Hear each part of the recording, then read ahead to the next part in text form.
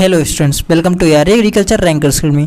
मैं आपका युवराज धानविक और आज हम पढ़ रहे हैं उत्परिवर्तन म्यूटेशन थ्योरी। देखते हैं म्यूटेशन थ्योरी में ह्यूगो डे व्रीज ने इस थ्योरी को दिया था।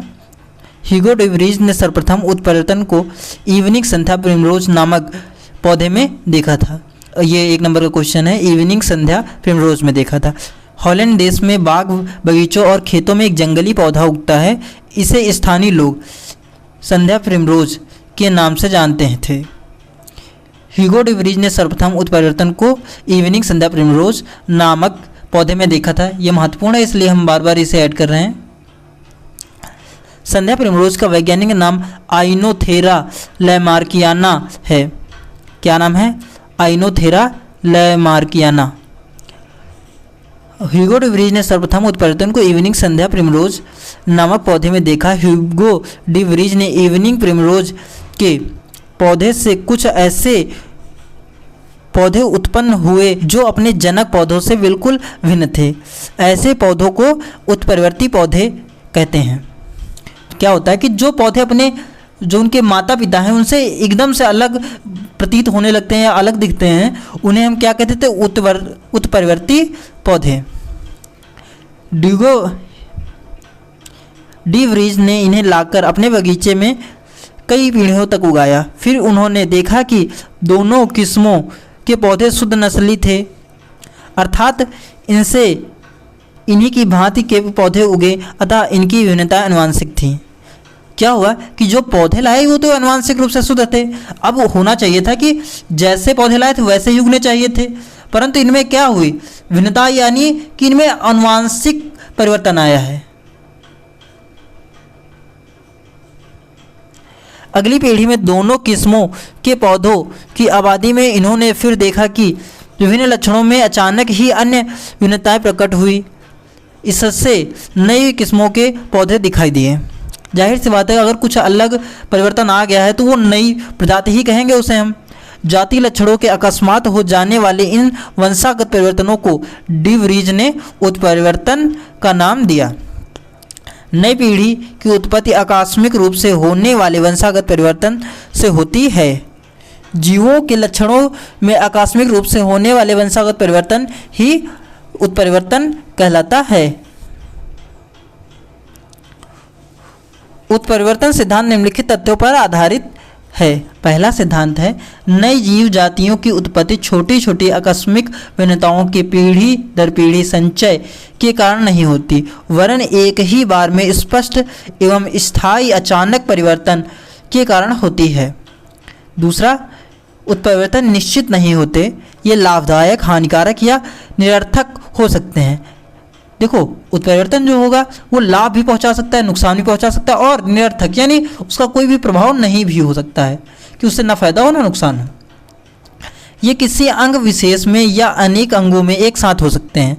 इनके कारण अंग पूर्ण विकसित या विलुप्त हो सकता है।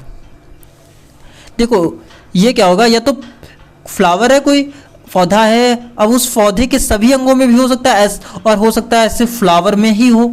ठीक है, तो किसी भी अंग में हो सकता है। और सबसे बड़ी बात, हो सकता है कि कोई अंग पूरी तरह गायब हो जाए या फिर वो कोई अंग पूर्ण रूप से और विकसित हो जाए, अंग हो सकता है बड़ा हो जाए। जाति का पहला सदस्य उनमें उत्परिवर्तन का लक्षण प्रदर्शित होता है, उत्परिवर्ती कहलाता है। यह सदस्य शुद्ध नस्ल वाला होता है। देखो, अगर किसी जाति के जो पौधे हैं उसमें अचानक से जो पहला पौधा जिसमें परिवर्तन देखने को मिलता है, हम उसे उत्परिवर्ती पौधा कहते हैं। 4, जीवधारियों में उत्परिवर्तन की प्रवृत्ति प्राकृतिक होती है। इनकी दर भिन्न भिन्न समय में भिन्न भिन्न हो सकती है। 5, एक जनक तथा पूर्वज जाति से एक साथ कई प्रजातियां उत्पन्न हो सकती हैं। इसके कहने का मतलब है कि यहाँ कोई पहले एक ही पौधा था, इससे 2 अलग अलग प्रजातियां उत्पन्न हुई हैं। ठीक है, ये पहली प्रजाति भी उत्पन्न हो सकती है क्योंकि इसमें क्या परिवर्तन आया है वो इस पर निर्भर करता है, और इसमें क्या परिवर्तन आया वो अलग भी हो सकता है, यानी इस पर निर्भर करता है। इसलिए 2 अलग अलग जातियां हो सकती हैं। अगली की बात अगर हम करें तो है 6 नंबर, वो है उत्परिवर्तन का कोई नियत समय नहीं होता या कभी भी हो सकता है, यानी इसका कोई निश्चित समय नहीं है या कभी भी घटित हो सकता है। उत्परिवर्तन का महत्व, सिग्निफिकेंस ऑफ म्यूटेशन थ्योरी। पहला है, अधिकांश जीवों में विकासशील परिवर्तन अचानक व अल्प समय में ही उत्पन्न होते हैं। जो विकासशील उत्परिवर्तन होते हैं वो अचानक से होते हैं और कम समय में हो जाते हैं।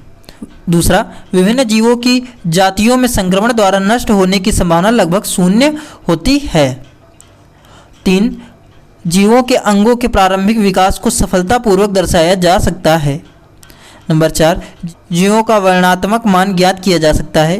नंबर 5, संयोजी कड़ियों की अस्तित्व की संभावनाओं को इनके इस माध्यम से सरलता से समझाया जा सकता है। नंबर 6, जीन उत्परिवर्तन जीवों में विभिन्नता बढ़ाने में एक महत्वपूर्ण भूमिका निभाता है।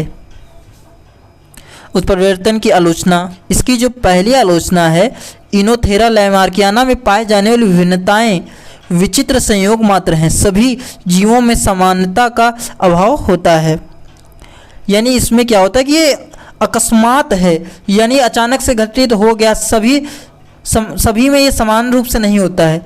नंबर 2, जीवों में अलगाव की संख्या करने में यह सिद्धांत असमर्थ है। नंबर 3, सागरों के बीच में जो द्वीप होते हैं उनमें जो पक्षी होते हैं जो उड़ने में असमर्थ होते हैं, उसकी व्याख्या करने में असमर्थ रहता है। यहाँ 3 नंबर में थोड़ी टाइपिंग मिस्टेक है, तो आप उसे समझ लीजिएगा जो मैंने बताया। जैव विकास के क्रम की स्पष्ट रूप से व्याख्या करने में यह उत्परिवर्तन सिद्धांत असफल रहा। नंबर 5, अनुपयोगी उत्परिवर्तनों के घातक होने के कारण जातियों की विलुप्ति की संभावना के बचाव को व्यक्त करने में यह सिद्धांत असमर्थ था। आगे उत्परिवर्तन के लाभ की बात करते हैं हम। नंबर 1, एक्सरे के अनावृत करने से फलों व जीवों की उन्नत किस्में तैयार की जा सकती है। म्यूटेशन से क्या है, परिवर्तन लाना है तो हम उन्नत किस्में भी, तो जो हमें लाभ पहुंचाए ऐसी किस्में भी तो बना सकते हैं। नंबर 2, पुष्पों जैसे जीनिया और गेंदा आदि की अधिक विकसित व बड़े आकार की उन्नत किस्में प्राप्त की जा सकती हैं। हम जीनिया और गेंदा की ऐसे किस्में बनाते हैं जो कि बड़े फूल होते हैं उनके। नंबर 3, लाभप्रद प्रजातियां परमाणुवीय विकिरण यानी एटॉमिक रेडिएशन द्वारा उत्परिवर्तन उत्पन्न करके प्राप्त की जाती हैं। नंबर 4, गामा विकिरण, गामा रेडिएशन, ये गामा थोड़ा हमारा अलग लग रहा है, आप थोड़ा सही बनाइएगा, द्वारा गेहूं के नाटे यानी छोटे कद के सोनार 64, ये एक वैरायटी है किस्म की सरबती सोना 64 उन्नत नस्ल भारतीय कृषि अनुसंधान संस्थान के वैज्ञानिकों ने सफलतापूर्वक की हैं यानी बनाई हैं। यहीं पर हमारा ये म्यूटेशन खत्म होता है। आप चैनल को सब्सक्राइब कर लीजिए। धन्यवाद।